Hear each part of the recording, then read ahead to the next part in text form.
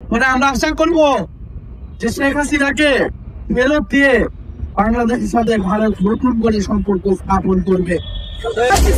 বাংলাদেশের বিগত 16 বছরে বিরোধী লড়াইয়ের অগ্রসূরিকেরা বাংলাদেশের মুসলিম জনতা বিচারের রায় দেখেছে। বিচারের শেখ হাসিনাকে ফাঁসির রাষ্ট্রে ঝুলানোর জন্য আদালত রায় দিয়েছে। আমরা ট্রাইব্যুনালের রায়কে স্বাগত জানিয়েছি, কিন্তু আমরা আজকে রাজপথে নেমেছি যে এই রায় যাতে অবিলম্বে অতি দ্রুততার সহিত কার্যকর করা হয়, কারণ রায় কার্যকরের মধ্য দিয়ে বাংলাদেশের মানুষ ইনসাফ পাবে। শেখ হাসিনার এই রায় কোন রাজনৈতিক প্রতিশোধ নয়। শেখ হাসিনার এই রায় বাংলাদেশের মজলুম নির্যাতিত জনগণের প্রতি ন্যায় বিচার। আমরা সেই ন্যায় বিচারের জন্যই জুলাই আগস্টে রাজপথে নেমেছিলাম। ফলে শেখ হাসিনাকে দেশে ফিরিয়ে আনতে যত ধরনের কূটনৈতিক রাজনৈতিক তৎপরতা করা প্রয়োজন, এই অন্তর্বর্তী সরকার সেই তৎপরতা শুরু করবে বলে আমরা আশা করছি। আমরা দেখতে পাচ্ছি যে নির্বাচনকে সামনে রেখে রাজনৈতিক দলগুলোর নামে ভোটের তৎপরতা শুরু হয়েছে। আমরা আহ্বান জানাবো বাংলাদেশের মানুষের সাথে জুলাই গণঅভ্যুত্থানের সাথে প্রতারণা করে কেউ বিচারের ব্যাপারে আপোষ করবেন না, তাহলে বাংলাদেশের জনগণ আপনাদের কোনোদিনই ক্ষমা করবে না। আমরা আজকে সুস্পষ্টভাবে 3টি দাবি নিয়ে রাজপথে নেমেছি। প্রথমত, শেখ হাসিনাকে দেশে ফিরিয়ে এনে দ্রুত রায় কার্যকর করতে হবে।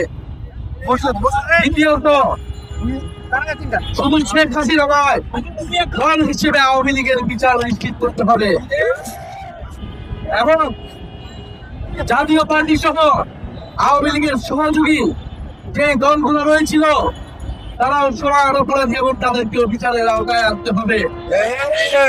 আমরা দেখতে পাচ্ছি জাতীয় পার্টির নামে আওয়ামী লীগ পুনর্বাসনের ষড়যন্ত্র এবং পরিকল্পনা চলছে। 5ই আগস্টের পরে অন্তর্বর্তী সরকারের উদ্যোগে যে ঐক্যমত্য কমিশন প্রতিষ্ঠা হয়েছিল, সেই ঐক্যমত্য কমিশনে কোথাও জাতীয় পার্টিকে ডাকা হয় নাই। নির্বাচন কমিশনের সংলাপে জাতীয় পার্টি এবং 14 দলকে কোথাও ডাকা হয় নাই। তাহলে কোন বেসিসে তারা নির্বাচনে অংশগ্রহণ করবে? জুলাই সনদের কোথাও জাতীয় পার্টিকে ডাকা হয় নাই, কিন্তু নির্বাচনে নাকি জাতীয় পার্টিকে ডাকা হবে। এটা একটা চক্রান্ত এবং ষড়যন্ত্র। এই ষড়যন্ত্রের বিরুদ্ধে এনসিপি মাঠে থাকবে। আমরা আরো বলতে চাই, গত 50 বছর ধরে ভারত বন্ধু রাষ্ট্রের নামে বাংলাদেশকে শোষণ করে গিয়েছে। গত 15 বছর ভারতের প্রত্যক্ষ এবং পরোক্ষ সহায়তায় বাংলাদেশের ফ্যাসিবাদ চেপে বসেছিল। সেই ভারত শেখ হাসিনাকে আবারও তার দেশে জায়গা দিয়ে বাংলাদেশের বিরুদ্ধে ষড়যন্ত্র অব্যাহত রেখেছে।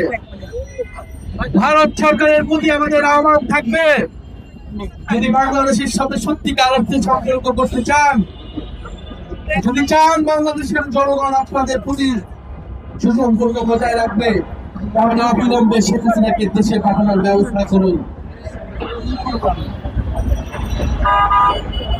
ভারত বাংলাদেশ প্রত্যাবর্তন চুক্তি হিসেবে বাংলাদেশে মানবতা বিরোধী অপরাধীকে বাংলাদেশ সরকার চাইতে পারে এবং ভারত সেখানে বাধা দিতে পারে না। আমরা আশা করব যে শেখ হাসিনাকে ফেরত দিয়ে বাংলাদেশের সাথে ভারত নতুন করে সম্পর্ক স্থাপন করবে। ভারত শুধু শেখ হাসিনাকে আশ্রয় দেয়নি, বাংলাদেশে যে আওয়ামী লীগ অস্থিতিশীলতা এবং ষড়যন্ত্র করছে সেটাকেও পরোক্ষভাবে সমর্থন দিয়ে যাচ্ছে। আমরা ভারতের জনগণের প্রতি আহ্বান জানাবো যে আপনারা আপনাদের দেশে কোন গণহত্যাকারীকে আশ্রয় দিবেন না। ভারতের ছাত্রদের প্রতি আহ্বান জানাবো, জুলাই আগস্টে যেভাবে আপনারা আমাদের সমর্থন জানিয়েছিলেন, একইভাবে আপনারা আমাদের এই বিচারের আন্দোলনকে সমর্থন জানান এবং আপনারা দাবি উঠান যে ভারতের মাটিতে কোনো গণহত্যাকারীর ঠাঁই হবে না। আমরা চাই ভারত বাংলাদেশের জনগণের মধ্যে সেই মৈত্রীতা, সেই ঐক্যতা অটুট থাকুক। প্রিয় সংগ্রামী বন্ধুগণ, বাংলাদেশে গত 16 বছর ধরে যে গুম হয়েছে, মানবতা বিরোধী অপরাধ হয়েছে, তার বিচার যাতে অব্যাহত থাকে। শেখ হাসিনা সহ যে সকল পুলিশ এবং সন্ত্রাসীরা জুলাই আগস্টে গুলি চালিয়েছে, তাদের বিচার যাতে অব্যাহত থাকে। এই ট্রাইব্যুনাল এবং বিচারের কোনো কার্যক্রমে যাতে বাধা তৈরি না হয়, নির্বাচনের পরেও যাতে এই সকল বিচার অব্যাহত থাকে, সেই প্রতিশ্রুতি অন্তর্বর্তী সরকার সহ সকল রাজনৈতিক দলগুলোকে নির্বাচনের আগে দিতে হবে। আমরা শহীদ পরিবারদের কাছে, জুলাই আহত যোদ্ধাদের কাছে প্রতিশ্রুতিবদ্ধ, বাংলাদেশের সংস্কার এবং বিচারের মাধ্যমে আমরা গণতন্ত্রের পথে উত্তরণ ঘটাবো। সংস্কারের নামে, জুলাই সনদের নামে ফ্যাসিবাদ বিরোধী দলগুলো এই জুলাই সনদকে তাদের রাজনৈতিক দর কষাকষি হাতিয়ারে পরিণত করেছে। আমরা বলবো, অন্তত বিচারকে আপনারা কলুষিত করবেন না, আপনারা ভারতের সাথে আপোষ করবেন না। এই সরকার যাতে কঠোর থাকে এবং বাংলাদেশের জনগণ যাতে রাজপথে এই বিচারের রায় কার্যকর না হওয়া পর্যন্ত তাদের সরব মুক্তি থাকে, সেই আহ্বান আমরা জানাচ্ছি।